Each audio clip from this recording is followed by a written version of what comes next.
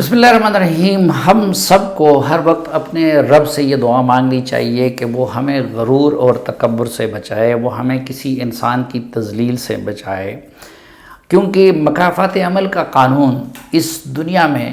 ہم ہر وقت روبعمل ہوتا دیکھتے ہیں، لیکن اس کے باوجود ہم اس سے سبق نہیں لیتے۔ ابھی میں دبئی گیا ہوا تھا، ہم نے ریسنٹ پاسٹ میں دیکھا ہے جنرل پرویز مشرف صاحب کو کہ جب وہ پاکستان کے مطلق حکمران تھے تو کہا کرتے تھے کہ میں ہوں، اور پھر میں نہ ایوب ہوں نہ ضیاء ہوں، اور مکے لہرایا کرتے تھے۔ لیکن یہی زندگی ہوتی ہے۔ اب اس روز میں نے جب رابطہ کیا ان کی عیادت کے لیے تو مجھے آخر میں ان کی فیملی کی طرف سے یہ بتایا گیا کہ ان کی کنڈیشن ایسی ہے کہ ان سے ملاقات نہیں ہو سکتی۔ تو پھر انہوں نے کہا کہ ہم آپ کے نیک خواہشات اور دعا کا پیغام ان تک پہنچا دیں گے۔ تو اسی طرح بہت سارے نمونے ہوتے ہیں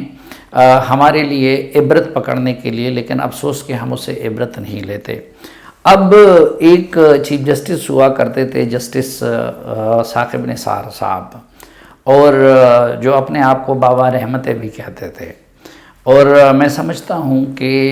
انہوں نے عمران خان کی خاطر یا پھر عمران خان کے اس وقت کے سرپرستوں کی خاطر عدلیہ کے وقار میں بہت زیادہ کمی کر دی، اور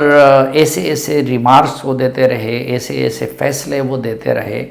کہ جو ہم جیسے قانون سے نابرد لوگوں کو بھی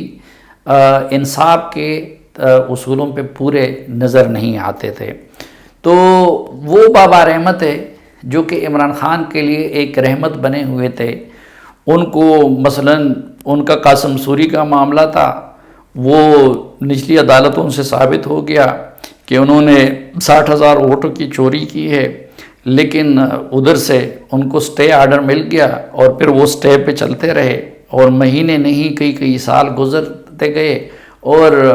آدھے گھنٹے کی سماعت اس کی نوبت نہیں آئی، اور وہ پرکس اینڈ پریویلیجز ممبر اسمبلی اور ڈپٹی اسپیکر کے طور پر بھی انجوائے کرتے رہے، اور پھر آخر میں انہوں نے جا کے اور حوصلہ پا کے اور عمران خان کی شہ پہ ایک بہت بڑی آئین شکنی بھی کر دی، اور جس کا خود موجودہ سپریم کورٹ کے 5 رکنی بینچ کے تفصیلی فیصلے میں موجود ہے کہ جو ان کا اقدام تھا اس روز قاسم سوری کا، تو وہ غیر آئینی تھا اور غیر قانونی تھا، یا جو ان کی جو رولنگ تھی اس کا کوئی جواز نہیں تھا۔ تو بہرحال وہ بابا رحمتیں تھے کہ جن کی سپریم کورٹ نے عمران خان صاحب کو صادق اور امین ڈکلیئر کیا تھا، اور جس کو انہوں نے اپنے حق میں بہت یوز کیا۔ حالانکہ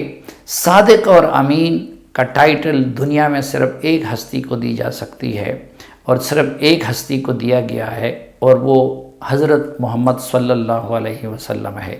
اس کے سوا میں سمجھتا ہوں کہ کسی انسان کو یہ ٹائٹل نہیں دیا جا سکتا۔ لیکن بہرحال وہ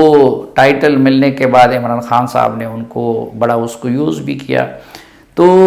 وہ بابا رحمت آج عمران خان صاحب کے لیے بابا مصیبتیں بن گئے،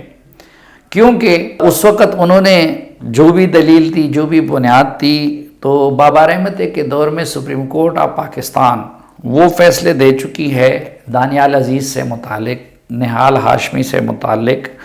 اور ان کو انہوں نے اور طلال چودھری اسی توہین عدالت کے تحت ان کو سزا دی گئی۔ اب اس میں ایسے بھی تھے کہ انہوں نے غیر مشروط معافی بھی مانگی،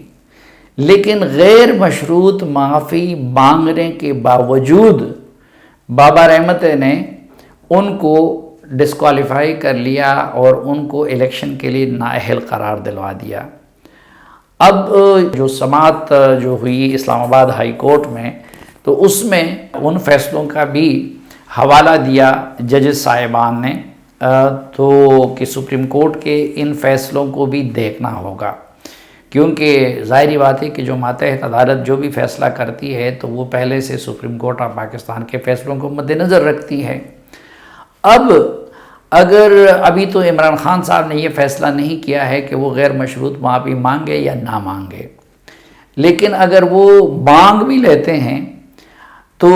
اگر بابا رحمت کے فیصلوں کو مد نظر رکھا جاتا ہے اور اسلام آباد ہائی کورٹ اس کی بنیاد پہ فیصلہ کرتی ہے تو بابا رحمت نے تو یہ اصول سیٹ کر لیا ہے کہ اس شخص کے معافی مانگنے کے باوجود بھی اس کو معافی نہیں مل سکتی اور اس کو ڈسکوالیفائی کیا جاتا ہے۔ اس لیے طلال چودھری صاحب ڈسکوالیفائیڈ ہو گئے اور وہ گزشتہ الیکشن نہیں لڑ سکے۔ تو اس وقت انہوں نے جس بھی نیت سے کیا تھا، اور وہ بہت لاڈلے ہیں عمران خان صاحب کے، اور عمران خان صاحب ان کے بڑے لاڈلے ہیں، اور وہ ڈیم فنڈز بھی اس وقت اکٹھا کرتے رہے۔ اب پتہ نہیں وہ ڈیم فنڈ کدھر گیا، وہ ایک الگ معاملہ ہے۔ لیکن بہرحال اللہ نے ہمیں اس مختصر وقت میں دکھا دیا کہ خود نہ چاہتے ہوئے بھی آج بابا رحمت وہ عمران خان صاحب کے لیے بابا مصیبتیں بن گئے۔